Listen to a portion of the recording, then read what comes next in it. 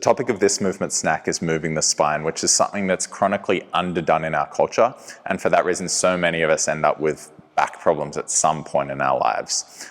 So if that's you, or perhaps it's not happened to you yet, but there's a good chance it's going to, I would highly recommend making a habit of moving your spine in these sorts of ways, ideally daily, especially if you're in a job that requires you to remain stationary for large portions of the day, like if you're working in an office and you're having to sit all the time, or if you're working in a job that requires you only to repeat the same sorts of movements all the time and you're not getting that variety. So that might apply to many different tradespeople as well.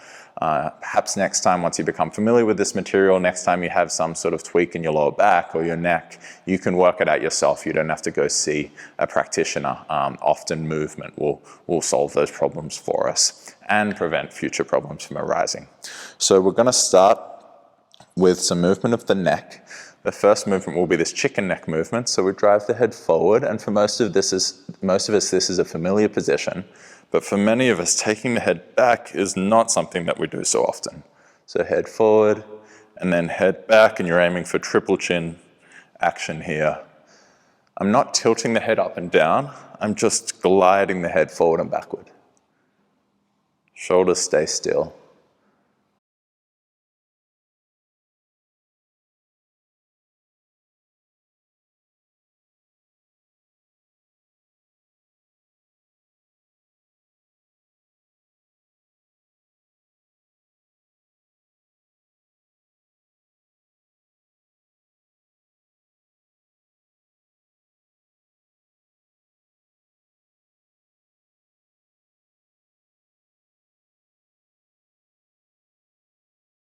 Okay, next we'll go on to a head circle.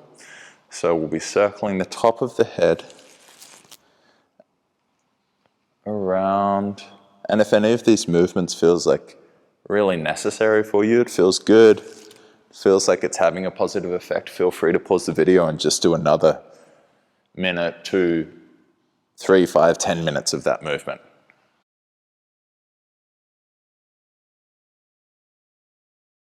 On this one, when you go up, make sure you're also going back. So we're not just circling in front of the line of the body here, we're taking the head back as well.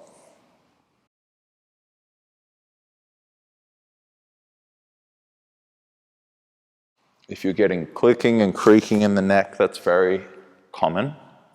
And often just a lot of repetition of these sorts of movements can be enough to eliminate it or at least reduce it.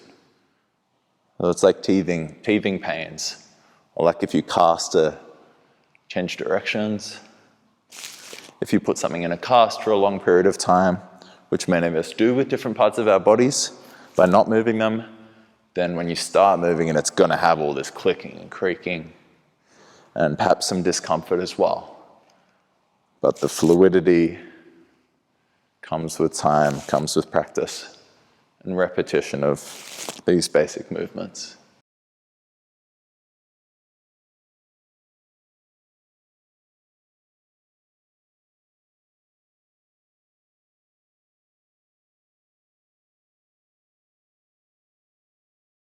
Okay, good. Now let's move to the rib cage. So we're going to aim to keep the shoulders square with each other so they're not tilting, and I'm also not rotating. I'm trying to avoid rotation. The pelvis will stay still, and then we're going to take the entire rib cage to one side. So again, it's a side glide. We did a forward glide with the head where we weren't tilting up and down. Now we're trying to do a side glide with the rib cage where we're not tilting side to side. It's just a side glide. Keep the arms heavy, the shoulders relaxed. And the pelvis still.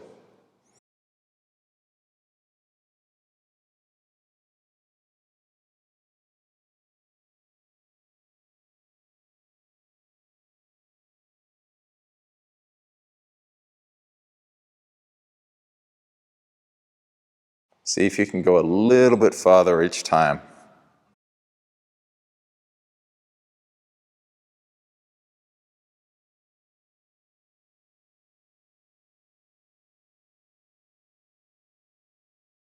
Okay, now same thing, but we're going to go forward and back. forward with the center of the chest, back with the center of the chest. And make sure you're not just doing a shoulder movement. Yeah, the spine is moving relative to the shoulders.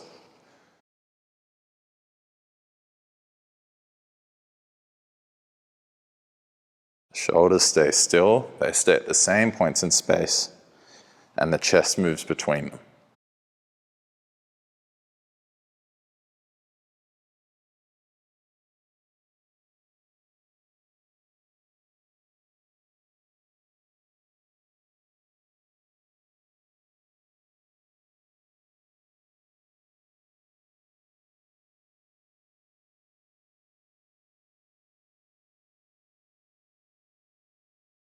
Okay, now we'll move the whole spine. So you're going to reach the head up, like someone's lengthening the entire spine for you. There's a string attached to the spine through the top of the head that's being lifted up. And then you're going to round forward, maintaining that length in the spine, and then arch back. And aim for universal movement through the whole spine. So it's not just a movement of the neck or just a movement of the lower back. You're getting movement all through the spine. A slight arching extension of every single vertebra in the spine, and then a slight rounding or flexion of every single intervertebral segment. So we're bringing some movement into the joints in the spine that tend not to move, that tend to be habitually stuck, stationary. And for many of us, it's a lot of the spine. But for many of us, it's this entire kind of area here. Many of us are moving the lower back a lot and the neck a lot, but not much in between. So try to bring some awareness to those areas. Okay, next we'll do the same thing, but now we will bend over to the side with the side glide. Now we're going to do a side bend. So same idea of lengthening, reaching up, and then folding over to the side. So I reach this arm down, this hand down as far as possible, and then up and to the other side. And again, I'm aiming to avoid rotating or tilting. I stay neutral in the front and back plane and the rotational plane while moving in the side to side plane.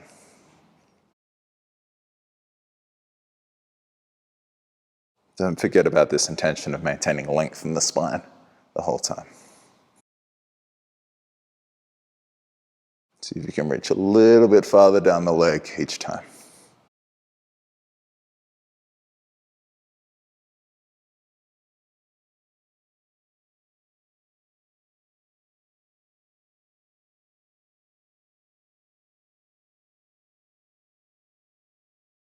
Okay, next we'll do a spinal wave.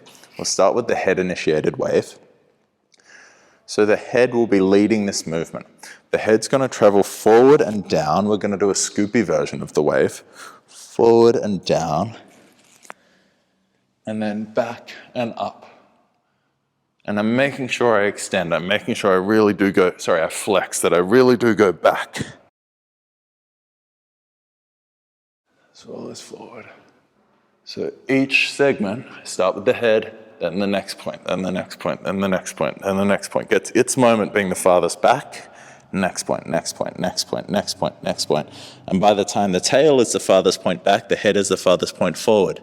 And then each point, each spinal segment gets its moment being the farthest point forward. And by the time the tail is the farthest point forward, the head's the farthest point back. And in that moment, make sure you're squeezing the butt. So you're extending the hip by squeezing the glutes. Again, arms as relaxed as possible, shoulders relaxed.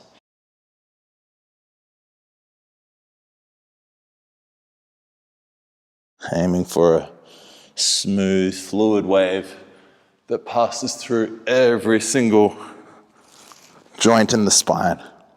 We have at least 26 potentially mobile joints in the spine.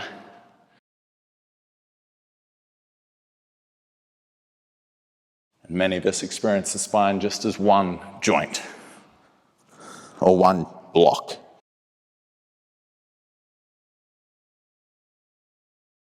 So this is a great way to try to bring some of that fluid, wavy, oscillating movement, that snaky kind of movement into the spine, and free up many of the adhesions and ossifications that may have occurred over the years.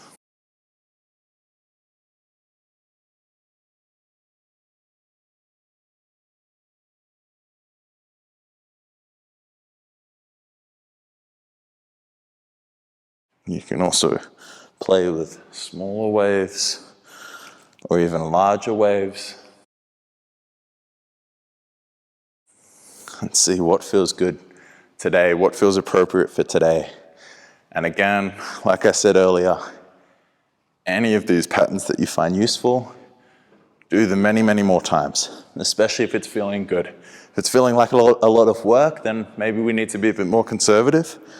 But if it's feeling good, like you're getting this beautiful massage through the spine and through all the deeper tissue surrounding the spine, then I highly recommend doing it a lot. Set a timer for 5-10 minutes and just spend that time moving your spine.